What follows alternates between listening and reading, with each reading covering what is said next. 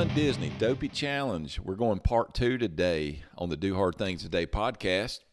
Man, we got a ton of downloads of our first episode. If you have not listened to that yet, you need to go back and pull that up. But there seems to be a big appetite for Run Disney as well as the Dopey Challenge this year. So we're going to try to, we've got a ton of questions. A lot of emails have come in. So we're going to try to give you a little bit more of these, maybe a little bit higher frequency than we first anticipated. So we're going to try to bring you one of these every 2 or 3 weeks.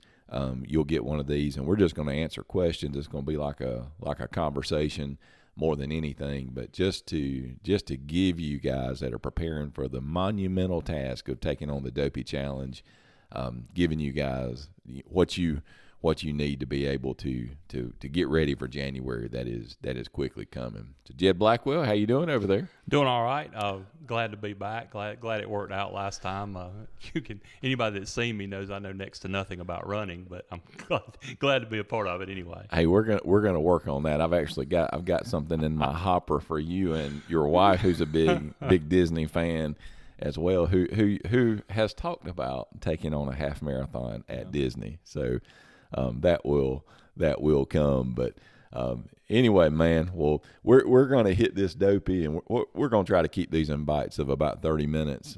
Easy for you guys to be able to listen to if you're out running, walking, whatever it is you do, or maybe on the drive. But we're just going to follow up, and if you listen to these every podcast, I promise you will be ready for the Dopey Challenge whenever it comes in January. In January is the key part here because as you're listening, depending on when you're listening to this, it's early May. It was 90 yesterday. Yeah. It's miserable outside. It looks nothing like it's going to look in January in Florida, Central Florida.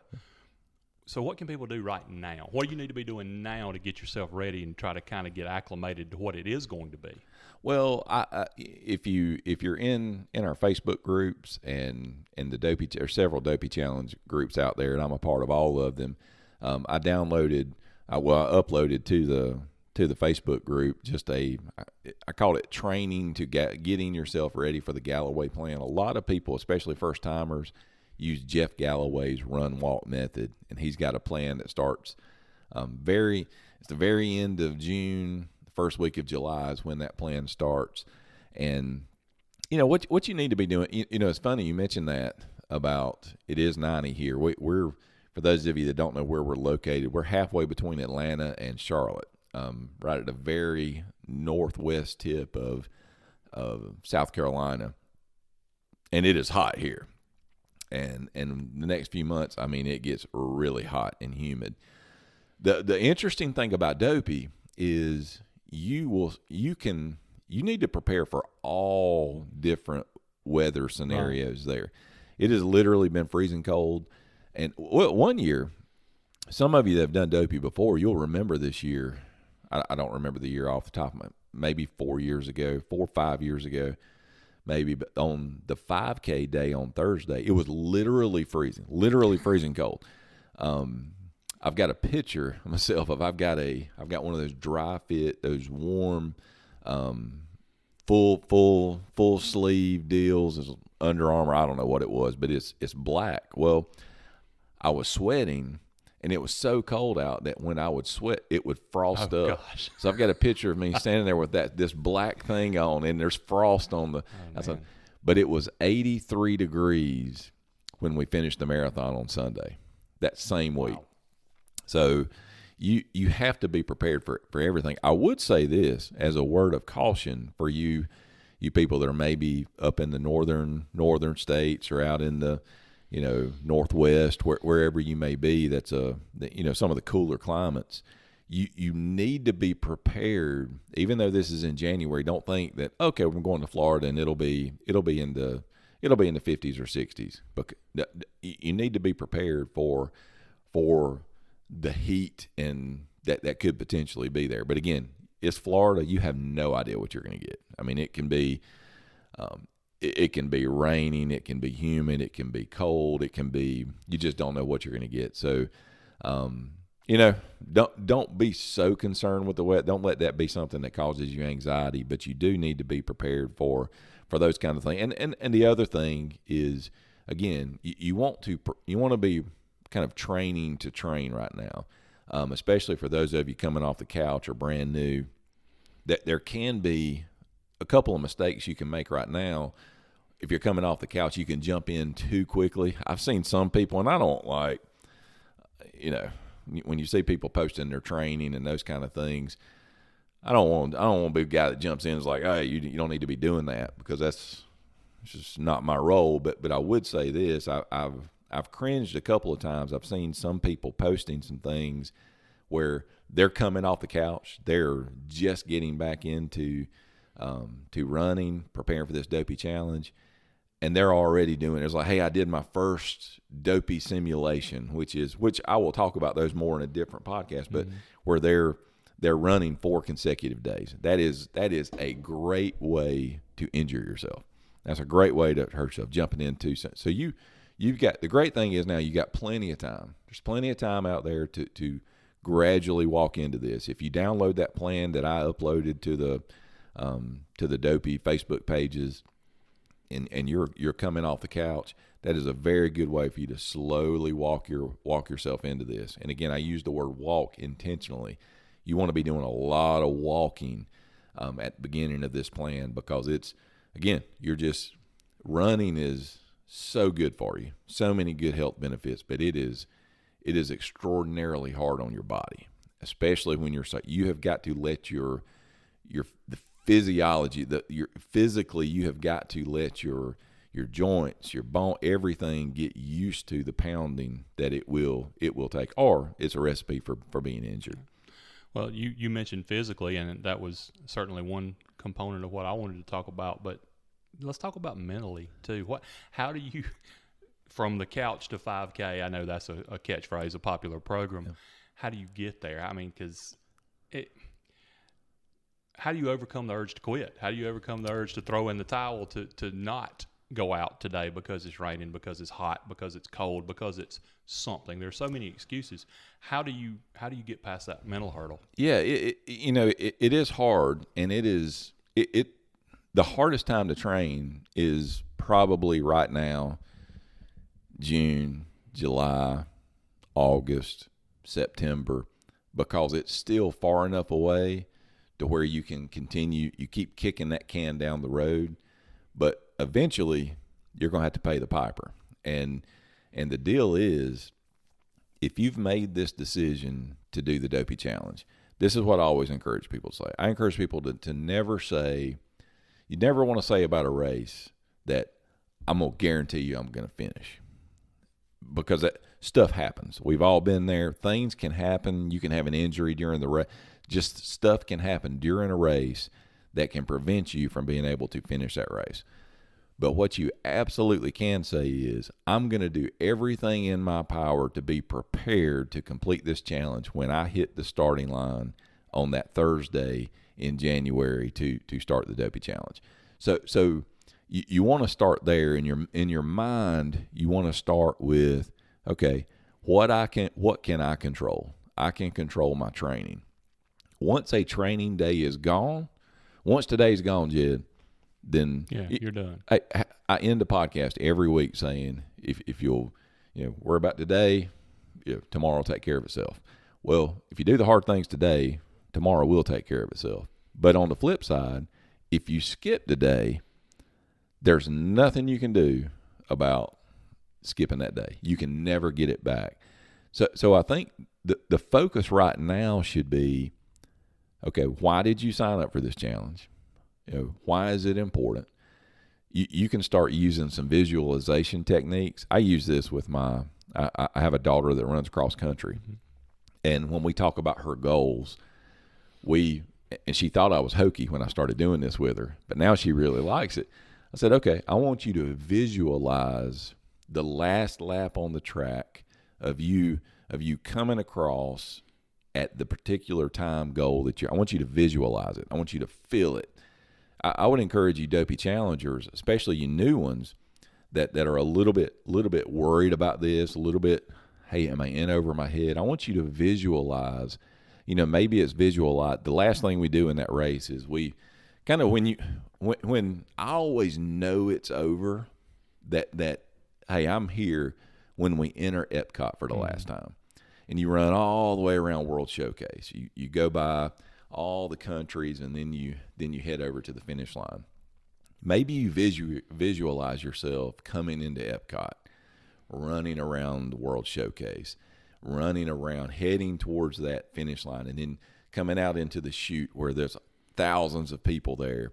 And you visualize those things. You visualize coming across that line. And again, we talked about it last week of it's the process. It's not even those 6 medals you're going to get. It's proven to yourself that you can do this, and it's that process, and that's what the grind is. Of, when you're out doing a 6 mile run, or when we get into longer things, and you're out there doing a 20 mile run, and which, that'll be about your longest run that you have to do, leading up to the, for the training that Galloway does. Be thinking about those. Be thinking mentally, visualizing things, and thinking about, hey, this is inching me closer to my goal. Because it stinks going out to do just a training run, but if that training run is tied to what am I trying to accomplish, then that's the thing that separates you. Because again, I'm gonna say this on every podcast. There's 2 distinct groups of people listening to this podcast, and we will actually do a day of podcast when the Dopey Challenge is there. And I'm gonna say to people, and guys, good thing is now you're 7-8 months away, so you can choose which one of these groups you're gonna be in. You're gonna be in the group that has a lot of regrets over the excuses that you made during training, and you're gonna be scared to death coming into that weekend of, am I gonna be able to get through this? Hey, you might be able to get through it, but you're gonna be miserable on that Sunday. When it's marathon day, you're going to be miserable, and you may injure yourself. If you don't injure yourself, you're at least going to be out of commission for a couple of weeks and not be able to do anything, and you don't want that. The other set of people are going to be in that group that said, you know what? On Thursday morning, you're going to stand there when the fireworks go off to start the 5K. You're going to stand there and you're going to say, I've done everything possible I can do to prepare myself for this. So that mental game is so important, and we're going to work on some mental strategies, especially as we get into longer miles and those kind of things. Some ways you can train your brain to mentally kind of overcome these things. We'll talk about that. What does it mean to bonk on the run? How do you, when you get to that place where you've got to make a decision, am I going to push through, or am I going to slow down? We'll discuss all those features, but right now the mental game has got to be visualizing what you're trying to do. Why did you do this? What's your why? Why are you doing the Dopey Challenge? And then putting in the work that it takes right now to prepare yourself, because you absolutely cannot fake your way through a Dopey Challenge. There's an old football saying, too, going back to what you said about not being able to get today back if you don't do it. There's no football saying, don't let it beat you twice. You can't fixate on, hey, I missed today, how am I going to make it up tomorrow? Just move on to tomorrow, right? Just do what you've got scheduled. Yeah, I mean, you're going to miss workouts. When you look at a big, huge plan, you're going to miss workouts. When you do, what you do is you move forward. You like you said, don't let it beat you, because here's what happens. Same thing, we can all relate to this one. So you're doing good, you're on a really good eating plan, eating healthy, things are going good. You stop at fast food. Right. And you're like, man, I just really want a hamburger and french fries right now. And so get the hamburger and french fries and the big sweet tea. And later that day, you stop at the gas station and you're like, well, I blew it earlier. I had those fries and sweet tea, so I'm going to go in. I'm going to get me an ice cream and some chips, and then supper time comes, and it's like, well, I have been eating right, but I've got 2 fit. Next thing you know, you're a week down the road, and you're looking just like, man, I feel terrible. What happened? Right. it all started at that one point. Hey, get past that. Hey, if you make the decision, and sometimes you have to make the decision to skip a workout. Right. You just have to make that decision. Make that decision and own it, and then move forward. What you don't want to do is, what you want to try to stay away from is just I just don't feel like getting my run in today. Because there's going to be times where you got to do stuff with your kids. We're going to talk about it in a podcast that we're going to record after this one about balance. How do you balance all the things in your lives? You're going to put in a lot of training time.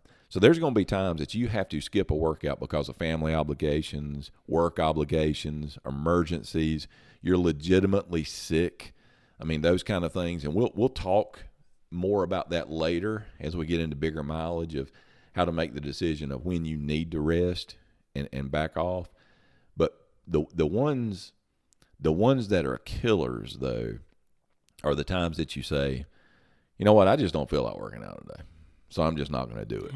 And it's just like with work. We have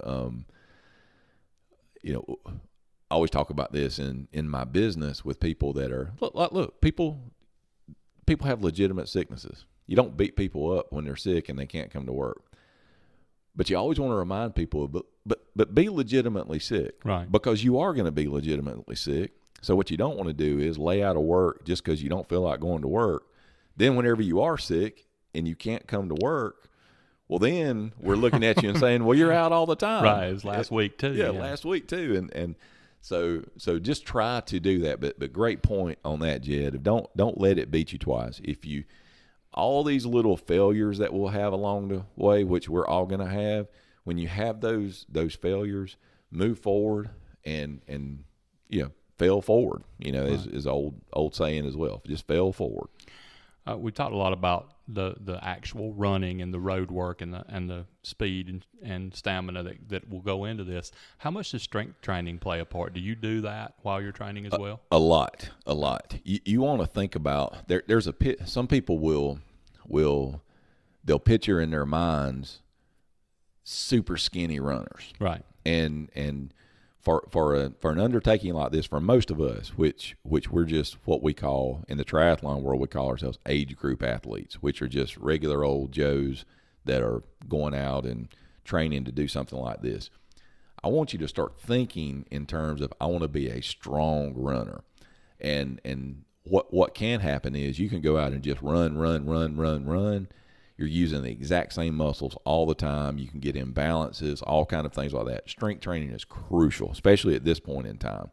And we will strength train all the way up until race days. Now you taper off. The last couple of weeks you taper off some of those things, but strength training is crucial. Things like squats, lunges, those kind of things. We will post some strength training workouts, but keep it simple. I mean, you can do body weight exercises, kettlebells, those kind of things. Again, we will post some videos if you're not familiar with those kind of things. But that it's crucial. At least a couple of times a week for 45 minutes to an hour. Again, I want you to start thinking about your body as you're running is, I'm a strong runner. You want to be strong. It's not just about getting out there. It used to be you want to have as little muscle on your body as possible. You want to be just as light as possible. That's not necessarily the case. Now, again, if you've got, we talked about it last podcast, if you've got some excess weight that you need to get rid of, now's a good time to do that. But again, the same way, building muscle, it actually burns fat as well whenever you're just during your day with your metabolism. So building muscle right now and becoming start using that mantra even as you're running. I'm a strong runner. Because that strength builds durability. Same thing, you see this in football. You think about the people in football, the running backs and those that don't get injured. Right. They're generally strong. Yeah. They're going to be strong runners. So you want to be a strong runner, and we'll give you some resources for that. We talked last time about the different ways people go about the Dopey when they're down there. The people that have fun with it and ride Big Thunder Mountain during the middle of it, Yep. and the people who want to get done as fast as they can and set PRs and have a goal. What are some of those strategies? How do you approach it? What are some ways that people can actually tackle this thing? Yeah, there are a couple of ways, and this will be our first dive into this. So I'm not going to go into great detail because there will be one podcast that talks nothing about strategies, but you do. I think it may help you to start thinking about it now. A couple of ways I have approached this race. Number one is you treat all 4 races like 4 races. 5K day, you go out there and you run. I'm going to go out and I'm going to run a 5K like I'm running. We've got a local 5K this Saturday downtown where we live. You go out and you just run it. Get up on Friday, go out and run the 10K. Saturday, half marathon. Sunday, let me just tell you what's going to happen there, though. By the time you get to marathon day, you're going to be whipped, right? Because I can tell you, my body, when I go run a hard 5K, my body hurts worse than when I run my regular marathon pace marathon. Okay. If you go out and run hard 3 days in a row, you're going to be hurting on marathon day. But that is a strategy that some people have. The strategy that I think works best is for you to pick either half marathon or marathon to be your big race of the weekend. Right. And then you go in 5K day, you go and you just kind of shake your legs out, run a decent 5K. 10K day, you go and you kind of take it easy, and you're thinking, hey, I'm warming up for the big weekend. Then you make a decision of either I'm going to go all out on my half marathon or I'm going to go all out on my marathon. If you choose the half marathon, you're prepared. Saturday, you go out and you run that half marathon like a race. You go out, you're not stopping for characters, you're not doing anything. You're racing it. Then marathon day comes and you just go out there and chill out. Stop the characters, ride rides, just take it easy, enjoy being in all 4 parks, that kind of thing. On the flip side, you just flip those races. Half marathon day, you go out. Some people that choose this strategy of trying to run a good marathon time during the Dopey Challenge, they will walk the entire half marathon. Okay. That's a long way to walk. Yeah. But they'll either jog and walk the entire thing, stop for all the characters, enjoy the park, because you'll be in for the half, you'll be in Magic Kingdom and Epcot. They'll just take it easy and really on that. And we'll talk about what to do. What do you go to the parks, not go to the parks, that kind of thing. But if your goal is to have a really, really strong marathon, that Saturday's got to be an easy half marathon, and then you're going to want to be off your feet the rest of the day on that Saturday. So I think those are the 2 strategies. Well, I guess the third one would be you just kind of go down there and have a good time. Right. You got to be prepared. You've got to do the work to get into it. But you use all 4 races of, hey, I'm going to go out and have a good time. I'm going to do characters. I'm not going to worry about my, am I setting a PR, that kind of thing. You spend a lot of money for this. You need to decide, and probably decide by mid to late summer, okay, what's my strategy going to be? Because you will need to start training to that strategy. Right. You talked about parks. How do you approach that? What's a park day look like? Is there time set aside? Is it easy to go to a park? I imagine on marathon day it'd be a little bit more difficult depending on what your pace is. Yeah. Jed, we'll cover a lot of this in July. Right. You guys are going to Disney. Yeah, we'll have some planning insights. Yeah. My family's going to Disney. Both of us will be down there in June. Your park strategy is going to be based off of a couple of things. Number one, I believe this with all my heart. that if you're going down and this is a big trip, like if you're taking your kids and this is your kid's first time going down to Disney and this is a big trip for you, you need to go to the parks. Mm-hmm. Okay. You need to, it would be selfish to go down, you're running 4 races and your kids just stay in the room and they come out and watch you finish them. So if this is a big vacation for your family, you will want to participate in the parks. There's different ways you can do that. The parks, and I don't want to delve too far into it now, but the issue with the races being so early is, especially 5K and 10K day, you're going to be done with your races. It's going to be 6 o'clock in the morning, 6:30. You're going to be finished with your race, and the parks aren't open yet. Right. So what do you do?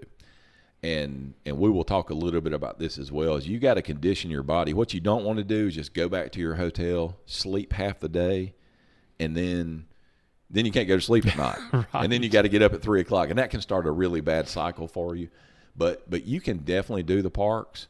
I think that Saturday is the key day that you want to kind of be off your feet as much as possible, because you're coming off of a half marathon and you got a full marathon the next day. The absolute best way, and I know it's not possible for everyone, but if you can possibly spend the night Sunday and maybe spend another day there, you can have a whole day on Monday to do the parks. And but the strategy has to be based off of those factors. Is your family going? Is it a big vacation? And then as well, okay, what's your goals? Right. If you're really wanting to go smash a half marathon or smash a marathon, then you're going to want to stay off your feet. But if you're going to have a good time, I mean, we're planning on this year going down and we're going to take a couple of the kids with us.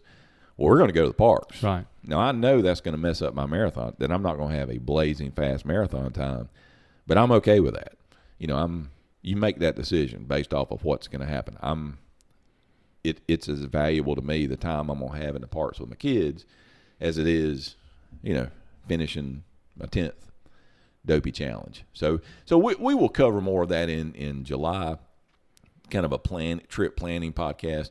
One thing I got a couple of questions about the 60 days. I mentioned the 60-day dining reservations. You do not have to have reservations for quick service. I think that confused some people.